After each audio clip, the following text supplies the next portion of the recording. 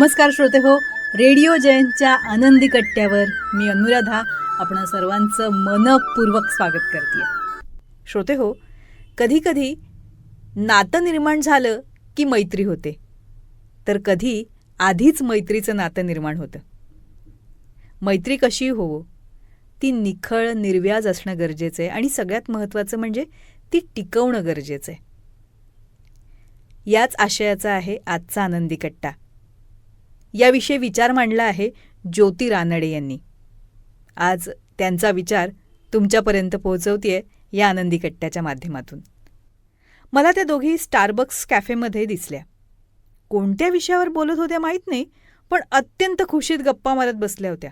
अगदी मनापासून हसत होत्या. मध्येच कॉफी आणि कुकीज खाताना एक सेल्फीसुद्धा काढून झाली. त्यातली एकजण माझी शेजारणी होती, केट, तर दुसरी तिची विहीण ॲनी होती. 6 वर्षांपूर्वी केटच्या मुलीचं लग्न ॲनीच्या मुलाशी ठरलं आणि मग ॲनीचं केटकडे येणं जाणं सुरू झालं. थोड्याच दिवसात त्या फक्त विहिणी न राहता उत्तम मैत्रिणी बनल्या आणि मलाही चहाला जेवायला अधूनमधून बोलवायच्या. लग्न उत्तम प्रकारे पार पडलं. यातून 2 विहिणी अजूनच जवळच्या मैत्रिणी बनल्या. मुलांचा संसार बघण्यात, त्यांचं कौतुक करण्यात दोघी रमून गेल्या. मुलांनी तासाभराच्या अंतरावर छान घर बांधलं. तिथे दोघी 4 दिवस जाऊन राहायच्या. विणकामाचे क्लासेस एकत्र घ्यायच्या, हॉर्स रायडिंग शिकायला जायच्या. सगळं कसं ना छान चाललं होतं. मुलांच्या लग्नाला 5 वर्ष झाली आणि एक दिवस केटनं मला सांगितलं की लेक जावयाचं म्हणजे तिच्या मुलीचं ॲनीच्या मुलाशी अजिबात पटत नाही आणि त्यांनी वेगळं होण्याचा निर्णय घेतलाय. त्यानंतर वर्षभरानं त्यांचा घटस्फोटसुद्धा झाला. या काळात ॲनीचं केटकडे येणं कमी झालं होतं. जवळजवळ 3-4 महिने तरी मला ॲनी केटकडे आलेली दिसली नाही.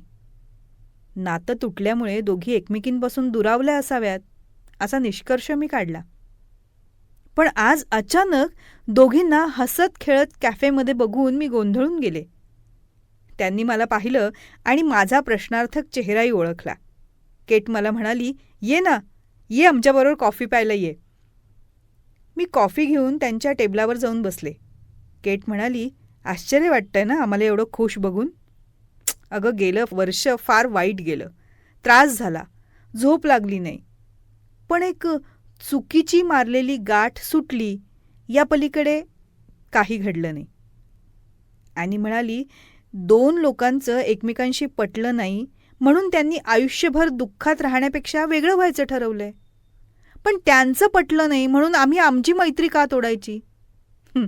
ते विभक्त झाल्यानंतर काही महिने आम्ही भेटलो नव्हतो, पण आम्हाला एकमेकींवाचून करमत नव्हतं. एक दिवस केटचा फोन आला आणि मग आम्ही ठरवलं, मुलांना जे करायचं होतं ते त्यांनी केलं. आता आपल्याला जे करायचं ते आपण करू.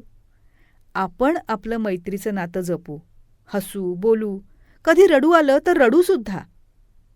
आता घटस्फोट होणं ही दुःखाची गोष्ट आहे, पण त्याहून दुःखाची गोष्ट आहे की सूर जुळलेले नसताना संसार करत राहणं. लग्न ही तडजोड आहे, पण केवळ तडजोडीवर लग्न उभं नसावं. जिथे सगळं आयुष्य एकत्र घालवायचं आहे, एकमेकांबरोबर तिथे प्रेमसुद्धा हवंच, विचार जुळलेले हवे, हे कळतं आम्हाला.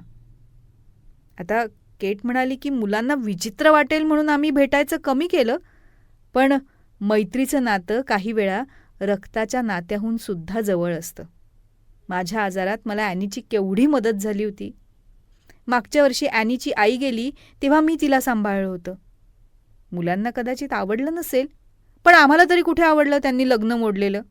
पण आम्ही घेतलं ना त्यांना समजून. त्यांनी पण मग आमची मैत्री समजून घ्यावी. बरोबर ना गं? हा प्रश्न विचारून तुला पेचात टाकत नाहीये. आणि कोण काय म्हणतं असा विचार करण्यात आयुष्य संपून जातं आपलं, केट म्हणाली. मग मी म्हटलं, बरोबर वाटतंय तुमचं. आणि कौतुकानं त्या मैत्रीकडे मी पाहिलं. अनेक चढ उतारातून, अनेक परीक्षांमधून जाऊनही टिकून राहिलेली ती सुंदर मैत्री मला निःशब्द करून गेली. अशी एक जवळची मैत्रीण सगळ्यांच्या आयुष्यात असावी. तिच्याजवळ मन मोकळं करता यावं, कॅफेमध्ये बसून तिच्याशी सुखदुःख बोलता यावीत, सिनेमाला जाता यावं, हसावं आणि रडावं सुद्धा. मुलं मोठी होऊन लांब जाणार आहेत. एम्प्टी नेस्टर झाल्यावर मुलांच्या संसारात न अडकता आपण आपल्या सखीबरोबर कित्येक राहून गेलेल्या गोष्टी कराव्यात. अशी सोल फ्रेंड मिळावी जी आपलं आयुष्य समृद्ध करेल. अशी एक छान मैत्रीण प्रत्येकीला असावी. जो गले लगा कर कहे, तेरे दर्द से भी मुझे तकलीफ होती है. हो ना? तेव्हा श्रोते हो, हा होता आनंदी कट्ट्यावरचा आजचा सुंदर विचार. तुम्हाला तो कसा वाटला याविषयीची तुमची कमेंट बॉक्समध्ये नक्की लिहा. आणि त्याचबरोबर रेडिओ जयंतचे दर्जेदार कार्यक्रम ऐकण्यासाठी रेडिओ जयंत लाईक करा, शेअर करा आणि सबस्क्राईब करा. रेडिओ जयंतचं सबस्क्रिप्शन फ्री आहे. आणि त्याचबरोबर नोटिफिकेशनसाठी बेल आयकॉनवर क्लिक करायला सुद्धा विसरू नका.